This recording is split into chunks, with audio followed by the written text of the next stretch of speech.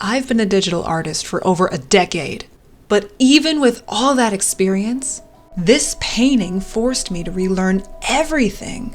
So instead of hiding that process, I turned what it taught me into a beginner-friendly guide you can use on any picture. No deltarune knowledge needed. This is by a digital artist for digital artists. But a bonus if you like it. If you're a fellow self-learner, then take what I'm about to share and go further. My name's Kiana, aka Crystal K. I'm your resident cat mom, deltarune fangirl, and digital art note share, where everything I know, you know. This is Heart in the Art, a series where we dip into the process behind my digital art while I'm actively creating it. I'm not here to teach from a finished pedestal. I'm a mentor who refuses to stagnate, building a living library of tools, notes, and studies, so you can take them and surpass me. Let's start at the beginning. Composition. Tip number 1, start with the story, not composition. Whenever I want a piece to hit emotionally, I start with the story. So instead of placing characters where they belonged, I let the emotional weight place them for me. Now, if you love deltarune like I do, and you want to hear my full thought ramble behind this concept, or how I landed on these characters, feel free to watch this video here. Otherwise, let's move on. Tip number 2. Guide the viewer's eye. Design principles for artists. Now, how do we place these characters on the canvas? Well, let's take a page out of the graphic design textbook. Illustrators don't run. Segueing for a sec, designers and animators alike use a secret weapon called the principles of design. How do these translate into illustration? Beautifully. Balance, emphasis, repetition, hierarchy, contrast, negative space, and color. You may have heard different names for these depending on how you learned them, but the idea is the same. These elements help us build out the pieces so everything flows. And most importantly, in English, we read left to right, up to down. Your composition should too. Use grids to align your elements, the most common ones being rule of thirds you've probably heard of, universally reliable, golden triangle, and the golden spiral, also known as the Fibonacci spiral, natural rhythm. Which grid appears here? Can you tell? It's the golden triangle. Almost. Wasn't intentional, but almost lines up. Tip number 3. Build your first, second, and third reads. When I say reads, where does your focus go first? If you blink your eyes open at a picture, where does your eye go? Using the previous principles, designers can guide your eye. Very important if you're looking at a map. This is where story can meet structure. First read, the central conflict. Second read, emotion. Third read, lore or symbolism. Those delicious, wait, I didn't notice that before, details. So back to the cage. First read, our main protagonist and their inner turmoil. Second read, our secondary characters. And third read, our related antagonists and the tertiary conflict. It's a little cluttered right now, but I think with some lighting we can clean up this mess. Lastly, let's find the rough silhouettes. Oh yeah, this is gonna be good. Composition is where an idea first takes shape. It answers one question: what matters most? Everything else exists to support that. So once the idea is clear, we give it weight. Time for dynamic posing. Let's get into it. So before we touch any anatomy, let's fix the number one problem most beginners don't realize. Stop drawing from the wrist. The wrist gives you a tiny 2-inch range. Your shoulder gives you the entire page. When pros like lead Disney artist Glenn Keane or trigger animators draw, they use the whole arm. More joints equals more range and more confidence. So stop choking your pen, extend your elbow, and draw big motions first. Here's a quick warm-up. Draw large circles from your shoulder and long C curves and S curves. No tiny scratches. Think long, confident strokes. Step number 2, line of action. Now for the soul of the pose. If you want poses to feel dynamic, don't start with anatomy. Start with one line, your gesture. Like we just practiced, gesture lines are usually C curves, calm and flowing, and S curves, dynamic, twisty, energetic. They act as the midline of your pose. Even within the body, avoid perfect symmetry or you'll end up with snowmen. We're all asymmetrical creatures, so look for that natural zigzag that leads your eye through the action. Here's where you can exaggerate. See if you can push your curves about 5 degrees more than feels natural. Your entire gesture should follow this one line. If that feels stiff, everything else will too. Next step, draw the silhouette. Silhouette is stronger than contour. This is where Pixar character designers, especially on The Incredibles, shine. They make sure characters read clearly when they're filled in black. Why? Because if the silhouette is readable, the pose is strong. If you have to zoom in to see what's happening, it won't stand out. So block in your pose as a solid shape. Big action, big clear silhouette. Overlapping limbs, make sure they're readable. And pro tip, squint at your drawing. If you can still understand the pose, you win. Step 4, add overlap and perspective. Now even stiff drawings can finally feel 3D. A, overlap. When one body part overlaps another, your brain reads depth. For example, an arm crossing in front of a torso, a leg foreshortened towards the camera, or the forearm hiding part of the bicep. Now, I know we get a little scared when we hear the word foreshortening, but it's really not as scary as you think. And if you can master it, it'll add so much more to your work. Here's a technique I like to use. Try the coil method. Imagine limbs as springs or coils. Wrap rubber bands around the form. Those cross contours help you and the viewer understand depth. And even in character art, give something to each layer. Foreground, a hand in the front. Middle ground, a torso in the middle. And the background, legs behind. Boom, depth. Lastly, characters shouldn't float. So if your pose still doesn't feel right, ground them with contact. Have them touch the ground. Lean on something. Squish clothing folds where they connect. Multiple characters? Let them lean on each other. Interaction equals believability. Harder, but more rewarding. Honestly, this is something I'm still working on myself. I used to draw floating poses and would just hope that they worked in the final comp, but a lot of those pictures ended up feeling disjointed. So I'll be practicing this with you guys too. Step number 5, the bean! An Adobe bean and the box method. Now let's give your pose structure. Animators often start with the bean. It's literally a torso as 2 squishy shapes, the rib cage and the pelvis. This is where you can really exaggerate those C curves and S curves to find the tilt, twist, squash and stretch, and the spinal curves in the body. Combine the bean with the box method and you instantly understand which direction the torso faces, where the weight is shifting, and how the figure turns in space. If you want to learn how to draw anime poses, this is essential to level up your skills. I'd also recommend checking out Sakugaboru. It's basically a library of the hottest keyframes from trending anime that I wish existed when I was learning this stuff. Absolute gold for studying dynamic poses. Lastly, step number 6. Shapes don't just help with character design, they can also give personality to your pose. Squares, masculine, rigid, grounded. Triangles, aggressive, sharp, dramatic. Circles, soft, gentle, flowing. Your pose should tell you who the character is before you add one line of detail. Studio Trigger uses triangles for energy.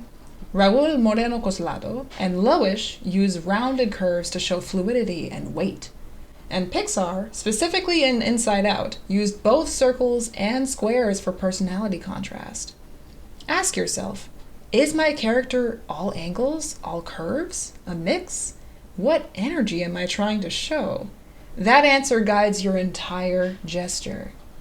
Also, sometimes it's not enough to just look at a reference or contort yourself into the pose. So it's helpful to have a little mannequin or a figure to experiment with. I'll leave some of my favorites down in the description if you want to check them out. All right, now let's build a full pose together using everything we've covered. Start with a big C curve for line of action. Rough in a strong, clear silhouette.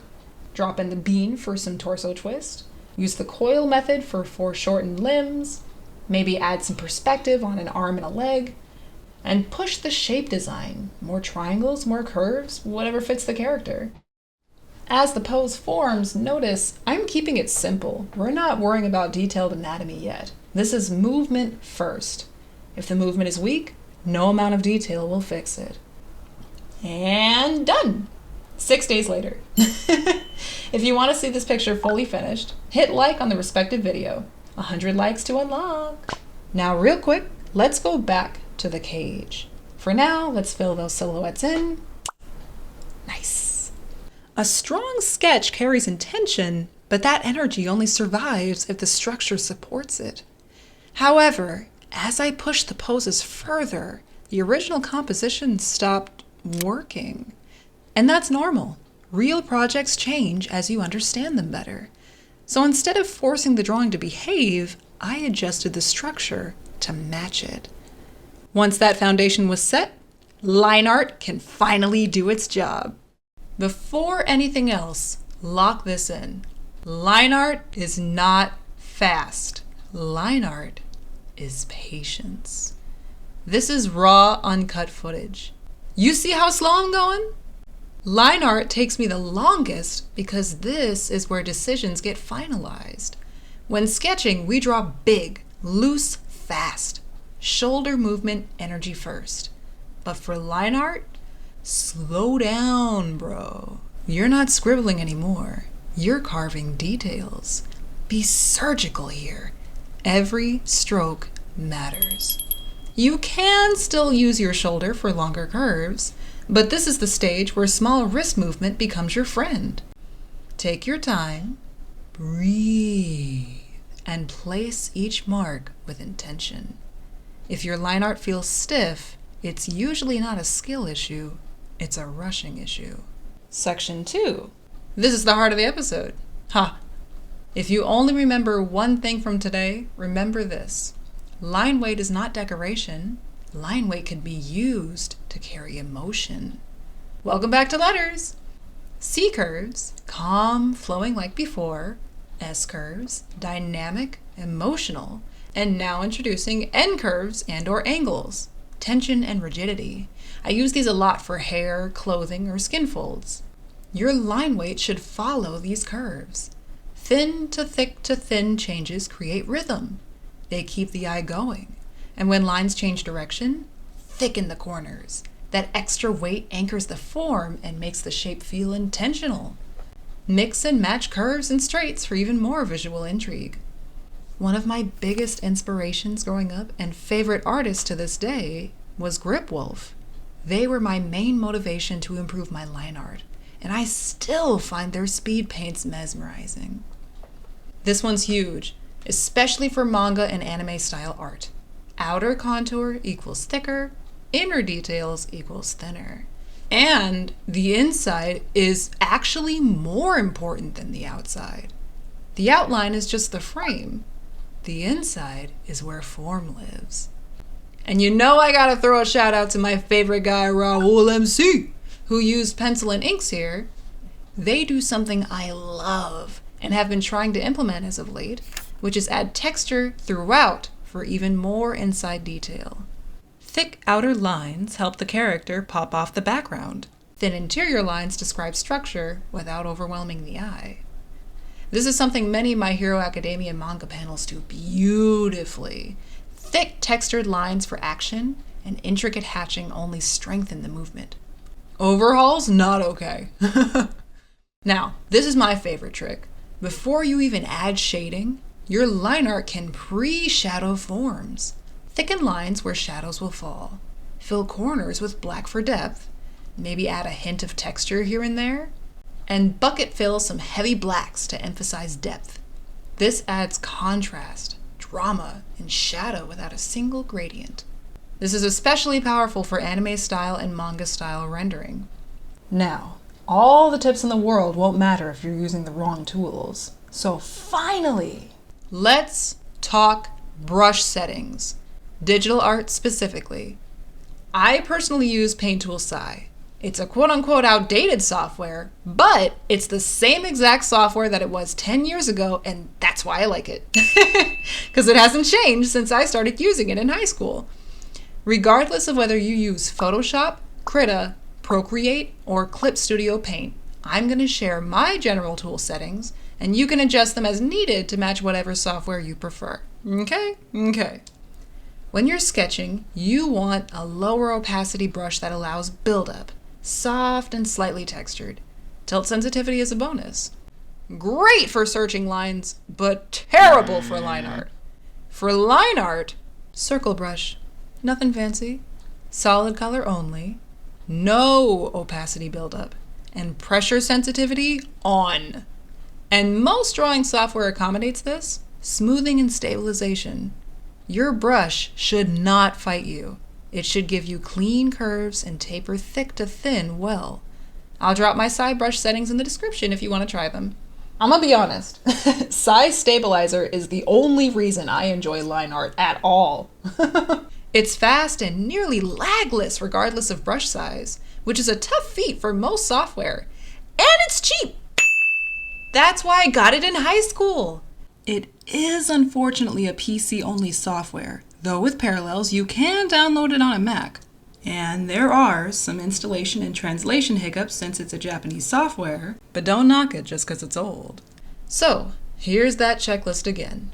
Slow down, use line weight to carry the contour, and set up your tools so they help, not hinder. Line art is not just a frame for the color. It should be strong enough to stand on its own and serve as a complement to add to it. Black and white is the deadliest combo you can get for contrast. Use it. If your sketches feel more alive than your finished drawings, this is the step to master. Now, your reward for sitting through all these tutorials so far? You'll be able to download this exact line art for free. Study it, change it, or color it in if you like. No pressure. Just draw. Line art is where decisions become permanent. And for some artists, this is where the process ends. But for me, color still has a story to tell. So let's reward the line art with the final stage. Color, texture, and shading. And if you make it to the end, there's something special waiting for you. Let's finally have some fun. Rule number 1. Here's the biggest thing I want you to remember. Not all colors are meant to speak at the same volume. This comes from my background in graphic design, but it applies directly to painting. Before I color anything, I ask, what's the main emotional focus? What gets the first read? What supports it without competing?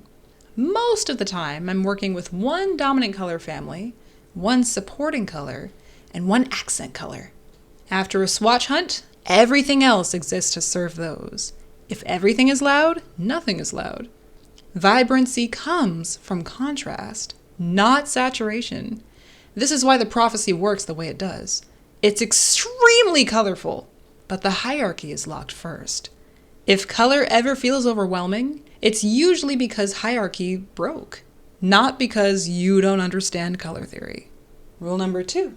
Shading is about values first.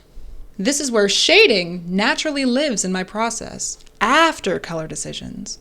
I mostly use hard cell shading, especially for anime style work. Usually 2 blocks of color, on multiply, sometimes soften per material or mood. But here's the important part. Shadows are actually more saturated and highlights are usually less. That sounds backwards, right? But it works because saturated shadows feel rich. Muted highlights keep things from blowing out. The real world acts the same way too. Pay attention to the color slider here. Notice that arc?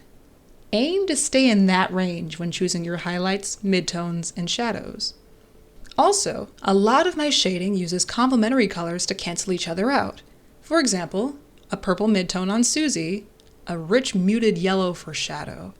It looks gray, but it's actually 2 opposites balancing each other. That's why so many artists start in black and white. They're locking in values before color complicates things. Here's a couple quick tricks to check your values. Desaturate your entire canvas with a hue/saturation adjustment layer in Photoshop, or set a 50% gray layer to hue or color mode in any other software. This shows you which colors are screaming and whether they're the ones you want singing first. Rule number 3. This is the final step in the process. Time to loosen up and have fun. Texture isn't detail, baby. It's glue. Shading isn't realism, it's clarity. I use textures on very low opacity, usually noises, shared across the whole piece, and mostly to unify styles and soften digital sharpness. Every picture has a little bit of noise, so it adds a bit more of that realism texture back in. I'll also sometimes use the Select Color tool in Photoshop to mask out highlights, shadows, or a certain color to play with. My go-to websites being Unsplash and Pexels for free stock images. Then comes the fun part. Layer styles. 90% of the time, I'm playing with add or color dodge, but on low opacity. Have some self-control. These are not meant to flood the image. They're meant to reward the eye for finding those tiny pixel highlights, eye shines, edge glows, and reflections. Shoelaces and belt buckles here. My art teacher explained shadows and highlights to me as a pyramid. Heavy shading sits at the bottom. Tiny highlights live at the top. Hard shadows plus soft, subtle highlights equals contrast that feels intentional. This is where the image starts to come to life. So, let's bring it all together. If we zoom out across the whole series, composition is where creativity speaks loudest. I gave you some graphic design tips to get you started, but your imagination is the ultimate weapon. Dynamic posing gives the idea weight, and I offered you the beginner-friendly tips and tools you need to succeed. With line art, I gave you my brush settings and a Suzy to download for practice. So finally, color, texture, and shading let everything coexist. This stage shouldn't overpower the drawing. It completes the story. Now, I want to leave you with something, because color sense isn't something you download, it's something you train by exposure. So I'm sharing my Pinterest reference library. It's not as robust as I'd like yet. I had to start a new account at the beginning of this year, but it is full of a year's worth of references I actively use and update every single day. Dynamic gesture poses, human and animal anatomy refs, clothing and drapery, line art styles from artists I deeply admire. And in the ref materials board, you can see exactly what I was looking at while working on different pieces. And honestly, you can probably tell what I'm working on just by scrolling through.